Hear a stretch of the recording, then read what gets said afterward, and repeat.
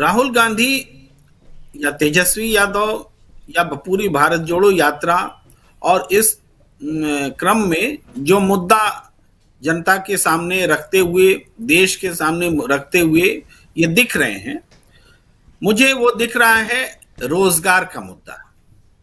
मैं बेरोजगारी नहीं बोल रहा हूं, रोजगार बोल रहा हूं। अब वो रोजगार क्यों नहीं मिल रहा है, ये मुद्दा है। बेरोजगारी तो हमेशा से रही है और अभी खत्म भी नहीं होगी। बेरोजगारी एक बड़ी बात है, लेकिन रोजगार मिल क्यों नहीं रहा है, अवसर खत्म क्यों हो रहे हैं, युवा परीक्षा की तैयारी करके भी उनको अपॉर्चुनिटी नहीं मिल रही है, रोजगार उनको मिलेगा कैसे, मिल रहा रोजगार हाथ से निकल रहा है। अग्निवीर की भी चर्चा उसी क्रम में है और जी। विभिन्न प्रदेशों में स्टूडेंट्स के पेपर लीक का भी मसला वही है कि रोजगार से बचने के लिए हथकंडे अपनाए जा रहे हैं। पेपर लीक भी उसी हथकंडे का तरीका है और युवा जो है निराश हो रहे हैं, हताश हो रहे हैं। तो इन यात्राओं के दौरान युवाओं में उम्मीद पैदा की जा रही कि भाई रोजगार है देश में और हम देंगे रोजगार, हम लेंगे रोजगार। ये दोनों जी। बातें हैं। हम लेंगे रोजगार में संघर्ष है, हम देंगे रोजगार में भरोसा है। तो संघर्ष और भरोसा दोनों का समन्वय लेकर के राहुल गांधी और तेजस्वी यादव, हम तो इसको बिहार को क्रेडिट ज्यादा देंगे, जहां पर के तेजस्वी यादव ने इसको शुरू किया। उससे पहले बिहार में राहुल गांधी ने भी तेजस्वी यादव के साथ मिलकर के पूरे गठबंधन की ओर से बड़ी रैलियां की, प्रदर्शन किए। पहली भारत जोड़ो यात्रा में भी यह मुद्दा रहा, लेकिन बिहार ने इसमें लीड लिया, इसमें कोई दो मत मुझे नहीं लगता है कि होना चाहिए। और राहुल गांधी ने उसको राष्ट्रीय फलक पर इस मुद्दे को बना दिया और ये रोजगार का मुद्दा, और मैं इसको इसी रूप में कहना चाहूंगा और लोगों को भी लेने की जरूरत है, ये बेरोजगारी का मुद्दा नहीं है। बेरोजगारी का मुद्दा था कि जनता ने बीते 10 साल में सरकार जो है बेरोजगार बढ़ते गए, रोजगार छिनते गए, ये एक एस्पेक्ट है। लेकिन अभी जो रैली और छात्रों के बीच नेता पहुंच रहे हैं, ये विशुद्ध रूप से ये कहते हुए कि रोजगार दो, हम रोजगार लेकर रहेंगे और हमें सरकार ऐसी बनाओ जो रोजगार दे सके।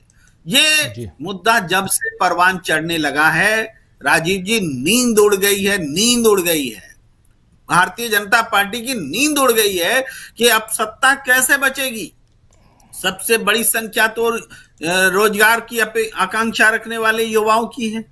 इन युवाओं को बरगलाने के लिए पिछले बार पुलवामा के शहीदों का सहारा लिया गया था और जाहिर बात है देशभक्ति की बात आएगी तो युवा उस ओर जाएंगे और युवाओं को जी। समझ में नहीं आया कि ये झांसा था और युवा झांसे में आए। युवाओं को 2 करोड़ नौकरी का भी वादा दिया गया था, उस झांसे में भी युवा आए। लेकिन अब झांसा पट्टी जो है वो उसकी पोल खुल चुकी है।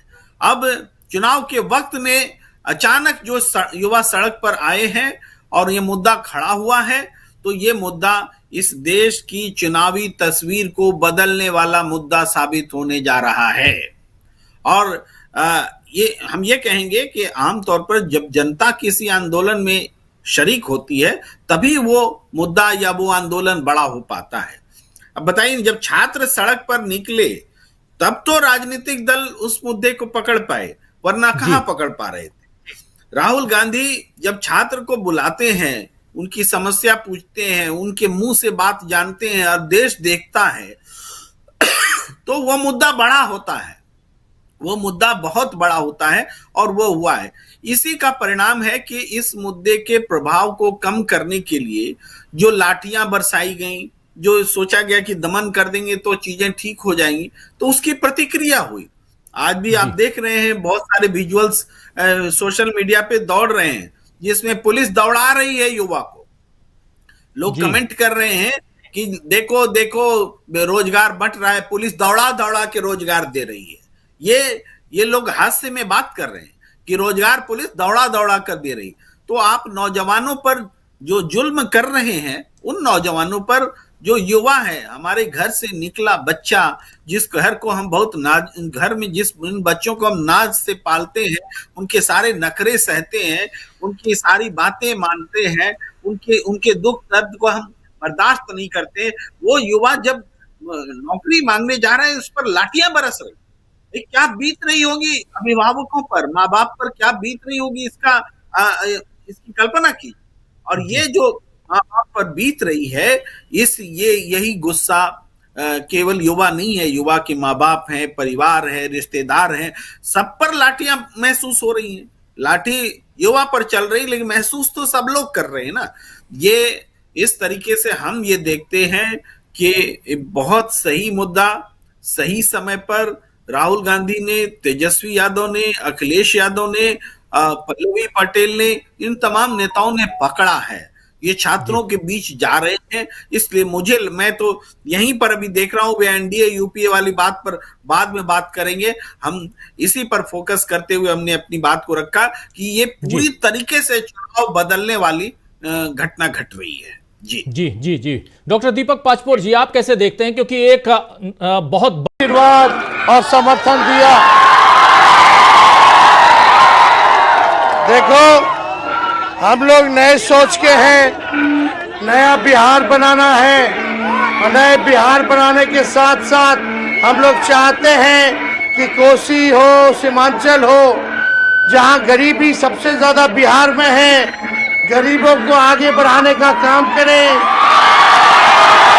सामाजिक न्याय के साथ साथ आर्थिक न्याय भी हम लोग दें। आपका बेटा को 17 महीने उप मुख्यमंत्री बनने का मौका मिला, और उप मुख्यमंत्री बनते ही 5 लाख लोगों को सरकारी नौकरी और बहाली हम लोगों ने दिया। 17 महीने में जो काम हम लोगों ने किया, अति पिछड़ा भाई के लिए आरक्षण की सीमा 24% हम लोग बढ़ा दिए, पिछड़ों के लिए आरक्षण बढ़ाया, अति पिछड़ों के लिए आरक्षण बढ़ाया, हम लोगों ने दलित भाइयों का आरक्षण बढ़ाया, आदिवासी भाइयों का हमने आरक्षण बढ़ाया। हम लोग सबका सम्मान करते हैं, चाहे कोई जात के भाई हो, कोई धर्म के भाई हो, सबका सम्मान है। इसलिए आप लोगों के बीच आने का मौका मिला। सुपौल जो है समाजवादियों का घर रहा है, और हम लोगों को समाजवादियों का झंडा बुलंद करना है। तो इसलिए आप सब लोग जानते, चाचा जी पलट गए, लेकिन चाचा जी के प्रति हमारा सम्मान है, जहां रहे खुश रहे। लेकिन आप सब लोग जानते हैं कि अब उनसे बिहार चलने वाला नहीं है। अब नए लोगों को मौका मिलना चाहिए। सब लोग ऊब चुके हैं, जनता ऊब चुकी है, कोई नहीं चाहता। इसलिए जो हम लोगों ने नौकरी की बात कही थी, उसको हमने 17 महीने में 5 लाख बहाली निकाला। और आप सब लोगों को, सुपौल त्रिवेणीगंज की जनता को हम न्योता देते, पटना आइए। पटना रैली में 3 तारीख को हम लोग रैली करने जा रहे हैं। 3 तारीख को रैली हो रहा है पटना में। आप सब लोगों को निमंत्रण है, बड़ी से बड़ी संख्या में वहाँ आइए। तो हाथ उठा करके बताइए, आपकी लड़ाई लड़ने हम आए हैं, तो आगे की लड़ाई लड़ना है कि नहीं लड़ना है? आशीर्वाद मिलेगा ना? अरे दोनों हाथ उठा के बताइए, आशीर्वाद मिलेगा?